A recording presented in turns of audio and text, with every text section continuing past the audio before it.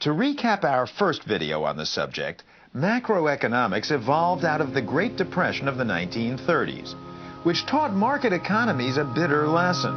They didn't automatically adjust to bad times, didn't automatically emerge from the downturns of a cyclical economy in the short run. That is, they didn't necessarily adjust quickly enough to avoid widespread, fairly long-lasting economic misery. The message of the first video was that government sometimes has to get involved to jumpstart things using fiscal policy. So when GDP, that is, the economy, begins to contract, the government starts spending more and/or taxing less to get the economy up and growing once again. This video, though, focuses on a second form of government macroeconomic activism, monetary policy, as practiced by the Federal Reserve Bank. And here's the key picture, the supply and demand model of the economy as a whole that you've seen before, depicting aggregate supply and aggregate demand. On the vertical axis, we have the price level of the economy as a whole, the average price of everything, weighted by how much of it is sold. On the horizontal axis is the total quantity of everything the economy produces, real domestic output, the GDP. Our story begins back in the 1960s. Here she is. She is single and fun-loving. This is more or less what the 60s looked like on television. This is closer to what it looked like to those of us in the video business, as best we can remember anyway. And here I am in the days of hair. But economists, thankfully, were looking at some very different pictures. Then President Lyndon Johnson had begun spending more and more government money in order to fight two wars. First was the war on poverty, to create what he called a great society. The second war was in Vietnam, to keep communism from spreading throughout Southeast Asia. Andrew Brimmer was appointed to the Federal Reserve Bank Board by the president. As Johnson began to increase expenditures, it became evident that this is going to lead to inflation, because the economy is pretty well fully employed. There was little excess capacity. And if the economy is already operating close to full employment and full capacity, money spent by the government isn't going to mean more work or more production, but higher prices. Aggregate supply is limited, so prices are going to go up. That's going to be inflation. You could see the macroeconomic results of such government spending by looking at the aggregate supply and demand model. If the economy is stagnant, GDP is low. One look at the aggregate supply curve shows that GDP can increase by a great deal without having any impact on the price level. But in the mid-60s, the economy was already humming and near its full capacity.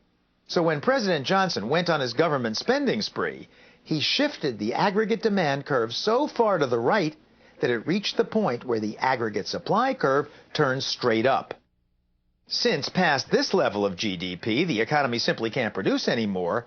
The result of an increase in demand was a general increase in prices, inflation. Which brings us to the Federal Reserve and monetary policy. What the President and Congress couldn't or wouldn't do, stop spending to put a brake on the economy, the Fed could do. If you can't reduce the government's demand for goods and services, there must be a reduction in the demand for goods and services by the private sector. And how do you do that? You control that by increasing interest rates and making the supply of credit less. And that's what the Federal Reserve does. And that's what the Federal Reserve did. It began raising interest rates to slow an economy getting too close to its maximum capacity and therefore beginning to experience inflation. Interest rates reached an all-time high of 6% in 1969. At that point, the Fed began worrying about a recession and started lowering rates to spur growth. But when inflation persisted, the Fed was forced to raise again. A recession forced the Fed to lower rates in the mid-70s, but inflation was spurred by the rising price of foreign oil. So the Fed again reversed course and kept raising interest rates, except for 1 year, to a dizzying 14% by 1981. The Fed finally licked inflation all right, but at the cost of another recession. So the Fed started cutting rates again to get the economy going. It cut, and the economy grew pretty steadily, all the way through 1986. At which point you can guess what happened. The fear of overheating and inflation caused the Fed to raise rates in the late 80s, lower them when the economy stalled around 1990, and raise them and keep them there once the economy began shooting back up. Only in the year 2000, when the high-tech boom collapsed and the economy sagged, did the Fed begin cutting rates once again, cutting them sharply until fears of inflation once again prompted a series of rate increases starting in June of 2004. Now, all this raising and lowering is what's called fine-tuning, as the Fed fiddles with the money supply to keep the economy in between inflation and recession. The next question, though, is how does the Fed actually affect the economy's rate of interest? As the Fed's own cartoon was designed to illustrate, our central bank increases the amount of money circulating in the economy when it wants to lower interest rates, since when there's more of something, its price tends to go down. That's all a lower interest rate is, a lower price for money, which will make people willing and able to borrow more of it. The more they borrow, the more they tend to spend, boosting economic activity. But eventually, the theory goes, this will cause prices to rise dangerously. The fear of inflation then prompts the Fed to decrease the amount of money in circulation, which raises the cost of money. Same logic as before. If there's less of something, its price goes up. A higher interest rate discourages borrowing and slows the economy back down. Now, by money supply, we don't mean the actual cash circulating in the economy. Yes, the Fed is in charge of currency, but all the bills and coins in America add up to a mere 10% or so of the nation's money supply. Most of our money, of course, is in the form of deposits, in banks, mutual funds, and the like, and changes hands via check or credit card. Currency is for the small stuff. The decision to change the overall money supply and thus speed up or slow down the economy is made behind closed doors every 6 weeks at this room in the Federal Reserve Building in Washington. It's a highly secretive affair. What we mostly see of it is the Fed chairman, from 1987 to the present, Alan Greenspan, periodically and patiently explaining the Fed's overall view to Congress, without saying what the Fed is actually going to do. Clearly, the Federal Reserve will have to monitor carefully ongoing developments for indications of potential inflation or a strengthening in inflation expectations. To understand the process behind such pronouncements, we assembled a mock Fed meeting of our own, featuring a few former members of the so-called Open Market Committee. It started with the usual staff report delivered here by a former Fed staffer. Velocity of M2 and M3, the ratio of GDP to these monetary aggregates, seems to have risen. So net of all of these factors, the staff views that the GDP outlook is for about 3 to 3.25% growth. This mini-meeting was smaller and simpler than the real thing, but the economic data were real, so was the format, and so was the main problem: whether or not to change short-term interest rates, and if so, by how much.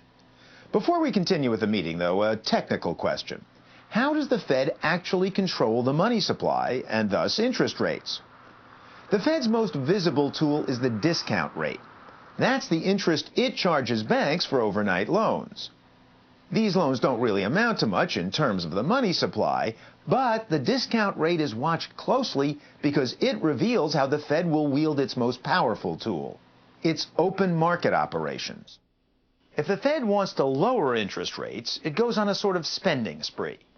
Technically, it buys up IOUs of the U.S. government, like Treasury bonds or Treasury bills, from securities dealers who trade them. The money the Fed spends ultimately makes its way into the bank accounts of those who sell the bonds. So the banks suddenly have more money on deposit. That means they can charge less to lend it out, lower their interest rate. By contrast, when the Fed wants to slow down the economy, it starts selling Uncle Sam's IOUs, better known as U.S. Treasuries. In the process, it sucks money out of the banking system. With less money to lend, banks tend to charge more for it, driving interest rates up. Through these so-called open market operations, the Fed can add or subtract billions of dollars from the economy overnight. Monetary policy then is fine-tuning the economy by manipulating the money supply. And what guides the Fed on which way to take monetary policy? Forecasts of the economy's future. However, the forecasts really aren't always that correct. If you look at an econometric model, it's basically an average of past experience, and past experience doesn't always work out that way. Nancy Teeters, a Fed governor from 1978 to 1984, was appointed by a Democratic president. But even when an economy is growing, Fed governors like Teeters worry less about a runaway economy and inflation than an economy that may not be growing fast enough, may not be providing enough jobs. And we still have a lot of excess capacity. There's 6.5% unemployment. It's 83% increase in capacity utilization. We don't get into trouble till we're above 87. Republican appointees like Lyle Gramley, however, who started with the Fed in the 70s, worry more about overheating and inflation. Growing at 3.5% persistently when your long-term growth potential is 2.5% is a recipe for disaster. Gramley's talking about the aggregate supply and demand curve. He thinks a growth rate of 3.5% means the economy's at the kink in the AS curve and ready to head straight up into inflation. At the end of the day, the Open Market Committee votes to wield the one weapon the Fed has in its arsenal, the price of money. The proposal on the table is for an immediate 25 basis point increase in the funds rate and a consultation meeting over the telephone in about 2 or 3 weeks on the possibility of another 25. A basis point is 1/100%. So 25 basis points is 0.25%, a 1/4 percentage point rise in interest rates. So I go around the table. Mr. Siren?